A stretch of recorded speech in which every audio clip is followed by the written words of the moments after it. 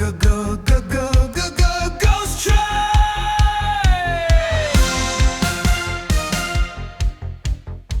In my last video, I talked about the architects of submission, the them, the they, the controllers, and a few people asked, what exactly do you mean by they, huh? I don't know what they expect me to say. It's not like a shadowy cabal or something. I feel like the people who rule over us are pretty much doing so out in the open for the most part.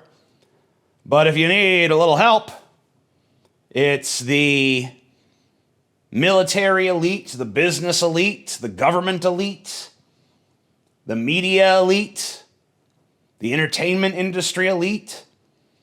Pretty much everyone who wields a disproportionate amount of power and influence over the masses and the products and the media that we consume. It's not some mystery. I'm not talking about reptilian space lords or something like that, although I haven't totally written that off. Been meaning to stop that laugh I do, you know? I feel like that laugh gives me a nervous energy. That I feel like Rick from Pawn Stars, always laughing at my own damn jokes. They're not even that fucking funny. It used to be way funnier back in the day. Now I don't really have much of a sense of humor. I'm a serious man. Got a serious face. It's kind of weird because everything's funny and nothing's funny. There's always those weird little dichotomies in my life, you know? A lot of people also wanted to know whether I think Trump is a fascist or not. It seems to be a very important issue in a lot of people's minds because they feel like maybe I've downplayed Trump in the past. Then there's other commenters who are, pro-Trump who are like, whoa, Trump derangement syndrome, idiot, Trump derangement syndrome. You mad, bro? You mad? It's weird because I wasn't even mad in the video. I don't think they actually watch the videos. I think if they see a thumbnail and a title that seems like it's anti-Trump, they just show up, type one of their little default comments, and then leave without watching a second. That's the impression I get, because nothing they ever say is, like, specific. They never refute anything. They never rebut anything. They always just show up and be like, you mad? You got Trump derangement syndrome. Ooh, orange man bad, huh? When I'm not even really on the orange man bad bandwagon. I mean, sure, I got my criticisms of the guy, but I'm not going around saying he's the reincarnation of Hitler. I'm not going around acting like he's some crazy beyond the pale kind of figure that this country's never experienced anything like before. I don't believe any of that. So as to whether or not Trump's a fascist, I mean, I don't know, I guess, maybe. Depends on your definition of the word. Everything gets so semantic, you know? You got your definition of fascist, I got my definition of fascist. I don't even really want to talk about Trump, to be honest. I just do it for clicks. Put Trump in the thumbnail, put Trump in the title. Guaranteed 5,000 or 10,000 more views just for doing that. Everyone's obsessed with the guy. I'm just playing to that obsession. If I can use Trump as a springboard to talk about the stuff I actually do want to talk about, then, hey, all the better. I'll use the motherfucker. I'm actually working on a video directly comparing Trump and Biden in terms of just pure policy. And I gotta say, if you think Trump's a fascist, I'm curious why you don't think Biden was a fascist. Because when you really lay it out, as I plan to in the very near future, not all that different in terms of their policies. Yeah, I mean, you can find differences, obviously. I'm not one of these both parties, same people. But I would say both parties are controlled by the same interests. I think that the issues the parties diverge on are largely social issues that don't cost the ruling class anything.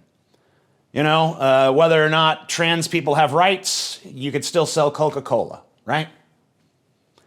And I think that as long as an issue doesn't fall afoul of capital, it's fair game. But really, most of the issues that we deal with in this country do have some intersection with capital. I mean, all of them have some intersection, but, a substantive one. And I noticed that on the issues that capital is very intensely wrapped up in, you see very little divergence between the two parties in terms of at least pure policy. In terms of rhetoric, they might be different. In terms of presentation, they might be different. But in terms of policy, broadly the same. I will say this, though. There is one thing that I think Biden did considerably better than Trump, and that's keep planes in the sky. Since Trump took office, we've had a plane crash a week.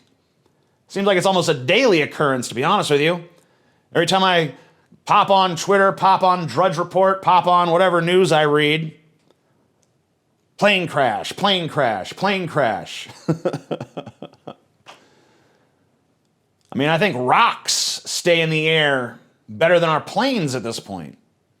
The Wright brothers invented flight. I've seen people actually refer to Donald Trump and Elon Musk as the wrong brothers, since they can't seem to keep planes in the sky. Although this latest plane crash was in Toronto, although it took off from Minneapolis. But, maybe it's the Canadians' fault. Maybe we can blame Trudeau for this one, right? Nope, come to find out it was Trump with a missile launcher. He just personally shot the plane down. Oh, what a guy, huh? You know who I really blame, though? I have it on good authority that the pilot of that plane was a trans, black, dwarf paraplegic. So this is really the fault of DEI, baby. Another one of these DEI cases. Don't look up what I just said. Just believe it. You know how it is, these DEIs, man. They get their hands on the planes. They just start crashing them right into the ground. It's nuts. You know what else is kind of nuts? The Trump administration is actually firing hundreds of FAA workers right now. You'd think that he'd wait a minute, wait until the plane crashes are a little bit more of a distant memory. But I guess he just knows the problem's only going to get worse, so you might as well just rip that Band-Aid off now, let people know air travel is no longer safe. I mean, the only great thing about this is that all those people who are always citing those statistics, air travel is the safest way to travel, way safer than being in a car. Well, not for long. Not for long. There's a plane going above me right now. Kind of afraid that motherfucker will crash. All the planes been crashing lately. Wouldn't that suck to die in a plane crash that you weren't even on the plane? Plane just comes bombarding into your damn house. Yeah, I've heard some harrowing statistics about air traffic control. I think they said something like 90% of air traffic control towers are understaffed chronically. But don't you fret and don't you frown, because a solution is being worked on. Oh, yeah. They've got SpaceX consulting with the federal government as to how air traffic control can be run more efficiently. I wonder how SpaceX got that lucrative contract. Maybe they knew somebody, right? I don't know. It's kind of curious, though, isn't it? A little bit odd, a little bit strange. Can we talk about how it's a little bit odd, how it's a little bit strange? Is that Trump derangement syndrome? To talk about how that's a little bit odd, a little bit strange. Speaking of the old muskrat, I read a headline today that said that Elon Musk is going to be getting control of all the IRS records of individual taxpayers. I didn't read the article, so maybe I was lied to. Just read the headline and figured, I know enough. So if what I say now is false, it's because I'm just an ignorant buffoon. Pay me no mind. You're probably used to it by now, right?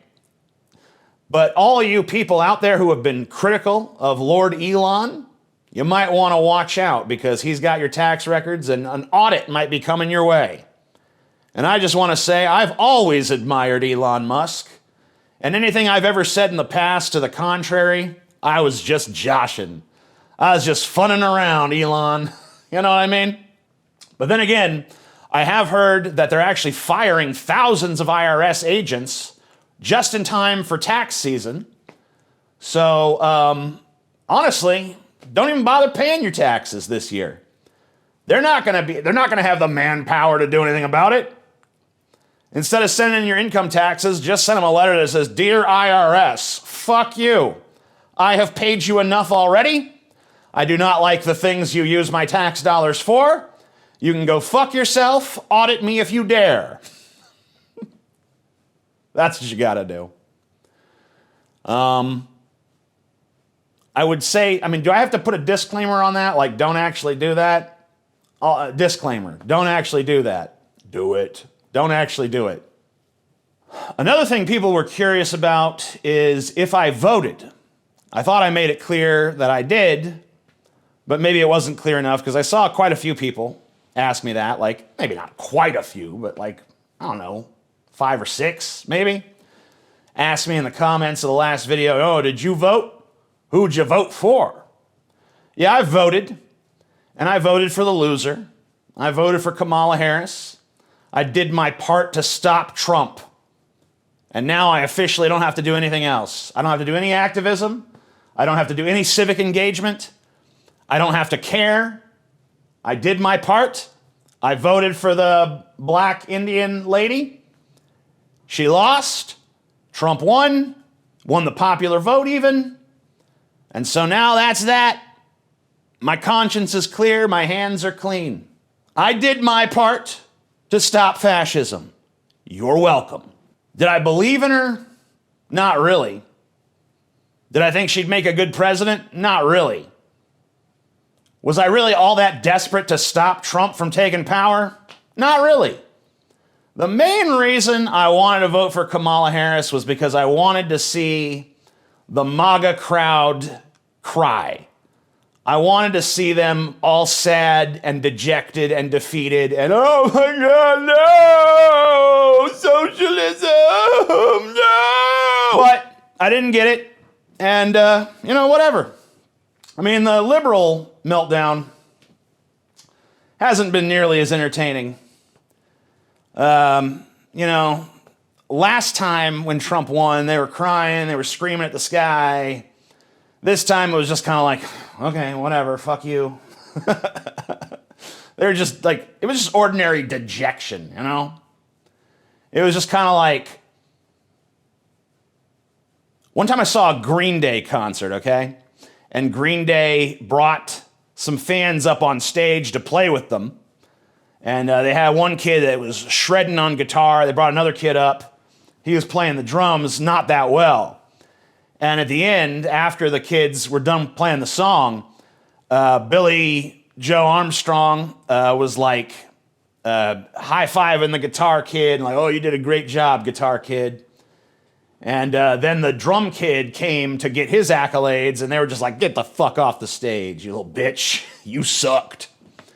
And the little fat kid that played the drums, he walked off the stage, his head hung low, his arms limp at his side. And that's kind of what the Democrats did this time. Just, hung their heads low, arms limp at their sides, and they walked off the national stage, Wasn't all that entertaining of a spectacle. I guess you could get a little bit of a chuckle out of it, like, you lost. That's about it, though. There was no screaming theatrics, There was no classic meme of the chick screaming up at the sky, "No!"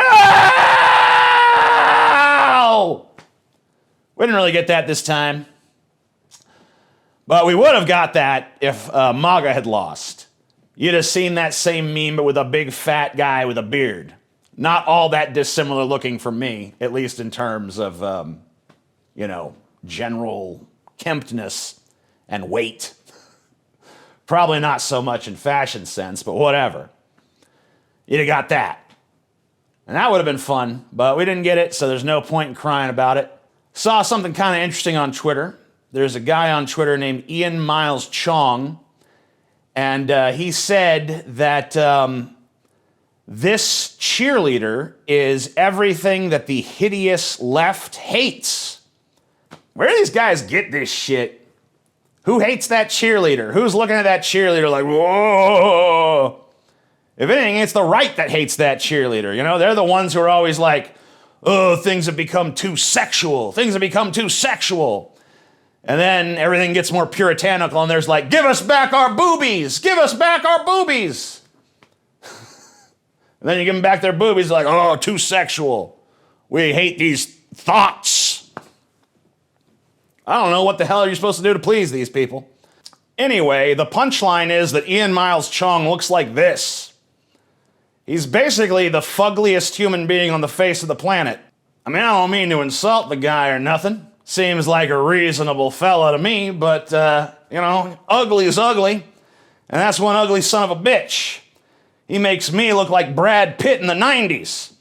Harvey Weinstein in a wig would be out of his league. Like, man, that's one ugly son of a bitch. I don't think you need to be talking about how no one else is hideous, my man. You about the definition of ugly. Open up the dictionary to the ugly page.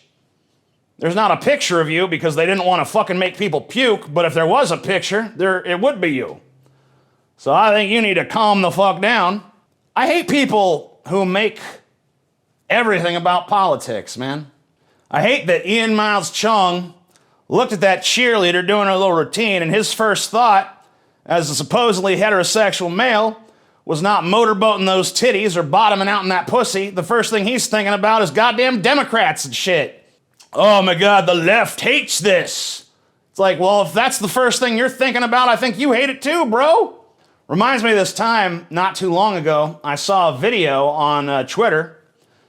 I always call it Twitter, by the way. Someone tried to correct me last time. Like, oh, it's X now. It's like, it ain't X. It ain't never been X. It ain't never gonna be X. It's fucking Twitter, okay?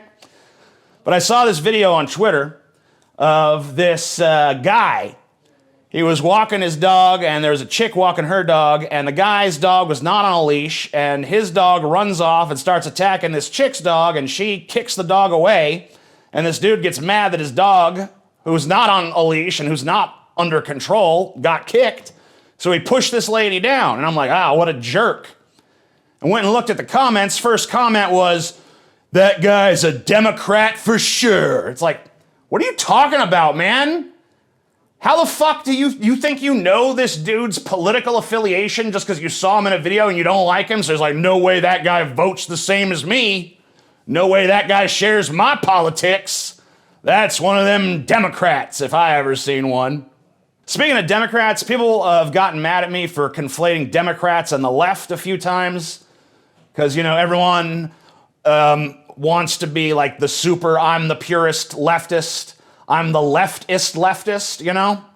And they don't like when you start conflating them with Democrats, even though they're the first to tell you to vote for the goddamn Democrat. You know, when it comes down to it, oh, who's running, a Democrat and a Republican, like every other time? And it's like, okay, well, you as a leftist who hates Democrats, you're just gonna sit this one out, right? It's like, nope, I'm voting for the Democrat. Okay, well then don't get mad when I call you a fucking Democrat, asshole. If that's what you vote for, that's what you functionally fucking are. Don't blame me. I didn't do it. If your ass stayed home or voted for Jill Stein or something, you could fucking be like, I'm too left for the Democrats.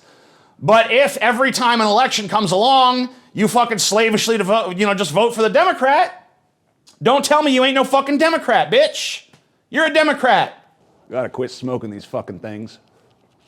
I did quit successfully for like 5 years, or 3, I don't know, some number of years. I came crawling back to the cigarette demon. It's always telling me its sweet little lies, you know? Ooh, this'll be your last pack. Just one more, and you're done.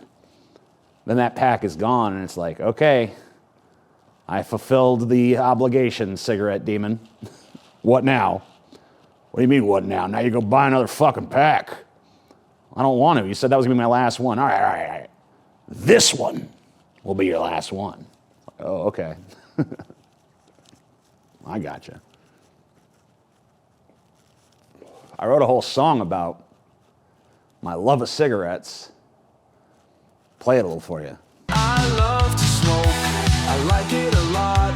It takes away my stress, yeah, it really hits the spot. I love to smoke, it feels so grand. Ain't nothing better than a cig in my hand.